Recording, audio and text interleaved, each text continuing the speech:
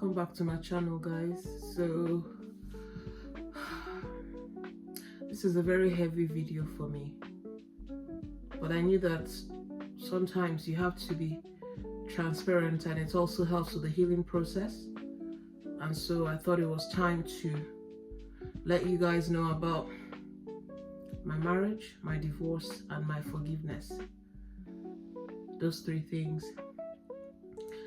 And the reason I'm deciding to share it now is because if you guys watched my previous vlog, I talked about my daughter getting engaged 2 days ago. My first daughter, she's 23. And yeah, it was huge because it has been a journey.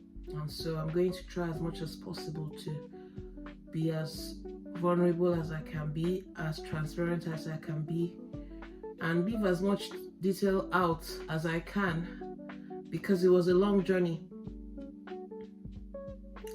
So let's start with the first part, my marriage.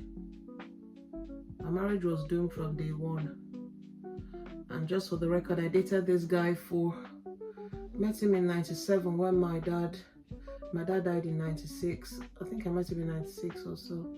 And he came with a family friend to pay condolences, and I remember I had a low cut. My hair was cut for the first time in my life when my dad died, and he said he wants to just saw me. He felt I was the one. We had a connection from the beginning, but I think what I'm also about to do in this video is also give advice to those people that are younger that are watching my channel. Hopefully this is clear enough, guys. And just so that you know what to base relationships off, it can be based on the physical. You have to factor in other things into getting married to somebody, okay? So of course we had a physical connection, and this guy, didn't have his house, didn't have a job. He was just living with his parents, only son. Didn't really have a future, really. We didn't have those discussions, and really those are discussions you should have with someone you want to marry. What do you think about children? How many would you like to have? What about the future? What are your goals? Things like that. How do we pay bills? What are your beliefs? And because if I'd had those discussions, I probably wouldn't have married him. And so, long story short, we ended up married. And from day one, in fact, the reception of our wedding in June of 2021, we were waiting in the car for them to get the stage set for us where we're going to sit. And I remember we were quarreling. The best man and the chief bridesmaid and the driver would have been thinking, God have mercy, these people just got married in church a few hours ago. It was horrible. It was horrible. His family weren't the best, horrible people. That's another thing. When you're getting married to a man, always realize that that family will be in your life for the rest of your life, especially if you have kids together. So make sure that the family, they're understanding, they love you, and they have the same values as your family. I was raised in a family that didn't like trouble. My dad was a very peaceful man, didn't really have friends, so there was no opportunity for him to have enemies, if that makes sense. He was very honest. My mom, on the other hand, was a firebrand like I am and wouldn't take nonsense. So she was a woman of integrity, honest, and she would say her mind. She didn't have filter. She would say what she was thinking, and that's who I am. So, and that's why I really don't do friends, because I don't want any problems with anybody, if that makes sense. So that was my mom. And so his family, they were just not, group of professionals, but just very ill-mannered. And so of course it was doomed from day one. I had goals, I was driven, I had a job, he didn't, and I was basically doing everything. And of course the marriage broke down sooner than it should have, really from day one. I moved abroad. He was in Nigeria. I was running away from the marriage because he was abusive. He used to beat me in front of his parents, pushed me out of a car before when I was pregnant. This is really heavy for me. Almost pushed me down the stairs, pushed me when I was pregnant, also in Dublin. A lot of things, physical abuse, emotional abuse. And the last one that broke the camel's back was in Dublin. My 3 kids were there in the kitchen, and he pushed me into an oven. The oven has if you don't know, if you know, oven is double line, double glass. So you can imagine the impact. Hopefully YouTube will allow me post this, I don't know. So that was blood on the floor. I remember white tiles in the kitchen then. And that was it. That was the last time. And usually when he abuses me, his family would arrange for a flight to take him out because they're all in America and they felt that he would be jailed, but they didn't know that Europe has different set of rules, and they will always ask me, what do you want us to do with him? And I just say, just ask him to leave the house. Just safety for me and the kids. And long story short, along the line, when I went up to Nigeria in 2017 to bury my mom, so we're basically separated, and this last abuse happened in 2008. I was full of shame, and I was really ashamed for some reason, and I went into depression for 3 weeks. It was an antidepressant, and my pastor came and told me to get up from there and prayed with me, and it kind of lifted a bit, yeah. But there's PTSD, like you can hear me breathing hard because when you revisit these things, it's not the easiest place to go. So long story short, separated when my mom died, went back for my mom's burial. Then my friend at that point knew that he had remarried without letting me or the children know. He had remarried in 2016 and actually, did a divorce. I wasn't aware. I didn't see the divorce papers, nothing. Nigeria, anything can happen. So he got a divorce, remarried.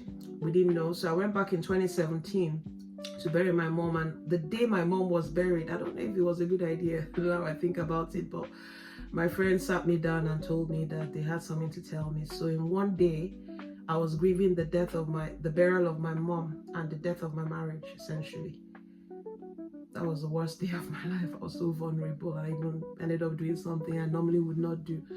And I remember right after then, there was this young man that wanted to marry me. And I said to him, if I marry you where I am, if I recover, I might not like you. And I know that I'll walk away because I'm never scared to walk away from any situation that no longer serves me. So I told him, I'm sorry, I can't get married to you. And so long story short, we've talked about my marriage, we've talked about my divorce, which I wasn't a part to, even though I knew the marriage was over. I just felt that, courtesy demands that you tell the person you're divorcing that you're divorcing them, because I wanted to institute a divorce in Dublin earlier on, and when I told him, he lost it.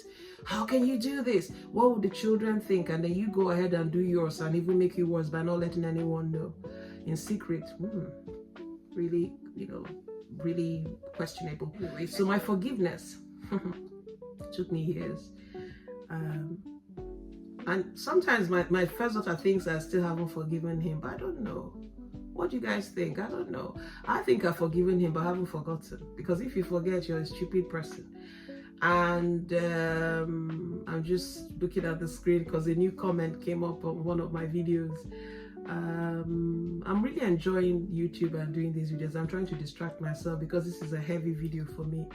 So my forgiveness, essentially, I've prayed about it. People will tell me you need to forgive me, and I tell them, please teach me how to, because I don't know how. It's not that I don't want to. I really want to let this guy go, forgive him, so that I can move on for myself, so I can find love. Does that make sense? And so one day, my second daughter just came into my room and said, Mom, it's now. You're going to forgive him now, and I'm going to pray with you. And she prayed with me, and it lifted. It's so weird how you can pray for yourself and you don't feel a lifting, but somebody else prays for you and you feel a lifting. This happened to me again about a few days back. I had a meeting at work that I didn't like that much, and it just thrust me into depression. I think it's also to do with my hormones at this point. I felt so bad for 5 days, and a friend called me and he just prayed with me, and I felt instantly better. So I think that's a tip as well. Sometimes if you're feeling really overwhelmed, maybe a prayer session with somebody can help. So always reach out to that friend that you think that can help. And so I guess my forgiveness, I'm still in the process. I think I've forgiven him, but I'm still going through periods where he will always rear up. Like now, my daughter is engaged and the next stage is married, and everybody wants to know where he is. And he just doesn't want to be a part of anything. So how do you really force it? You can take a horse to the river, you can't force it to drink. How do you force somebody to be a part of what he doesn't want to be a part of? So, I'm going to have to speak to the pastor that might, bless them for their wedding. And he's going to ask me tough questions that I'm not really sure I want to give him answers to, because this is an aspect of my life that has been done and dusted, and I just want to move on. So yeah, that's just what is happening now. And I just felt that I'm a very transparent person, because I believe that when you're transparent with your life and honest and you put it out there, then nobody has the power to hurt you or blackmail you or say, oh, I know something about you that they don't. And so that's why I knew that this video is a video that I've always wanted to make. And just sitting here in my living room on a Sunday evening and watching YouTube, which is my favorite thing to do, I felt just the urge to do it now, because my daughter's engagement just happened. So from joy to not tears, essentially. I'm really proud of myself because I haven't really broken down in the video. I've just been breathing hard, but this is it. This is my story. I own my story, because my story, my past is, you know, a fundamental part of my future and who I've become. And I like who I've become. I've become better as a result of my experiences. I've raised 3 children on my own with God, and thankfully none of my children got pregnant, you know, in their early teens. My son, no police officer came here and knocked on the door and said he was on drugs or he was part of a gang. First daughter has graduated, she's engaged. My second daughter is in medical school, and my son is in university as well, studying economics. So, and you know, and I have a good job, permanent job I've been in for 5 years. You know, there are ups and downs in every job, and I'm healthy relatively. Have a few kinks here and there, going through menopause, but I'm happy. And I know that it will be nice to have a partner, and somehow I feel I'm next. You know, I was going to write that on my WhatsApp status, I'm next, and then I deleted it. I'm putting this out in my video so that when it happens, I'll say, go and watch my video, my story time about my marriage, my divorce, and my forgiveness, and you hear me say towards the end that I'm next. So this is to encourage any woman out there that has had a similar experience. There is light at the end of the tunnel. Don't be too hard on yourself. If you're not at the point where you can forgive yet, it's fine. If you never forgive, it's on you, because the Bible says if God has forgiven us our trespasses, who are we not to forgive man for whatever it is they've done to us? So I'm very spiritual, and that's why I knew that I needed to forgive him ASAP. And I'm glad I know that I've forgiven him. I think the process I'm in now is trying to forget, but I think a lot of things keep bringing that, you know, it's like PTSD, right? It keeps coming back to me. But otherwise, yeah, it is what it is. So I'm going to post this video straight away. I'm going to edit now and post, and hopefully it helps somebody. So have a good week, and subscribe, watch other videos. I have another story time. I think I have a couple of other story times, other videos that you might find interesting. I think I enjoy making my vlogs, so whatever YouTube recommends up there, you watch it, okay? And don't skip the ads. I love you. Have a good evening. Bye-bye. See you next time. Bye-bye.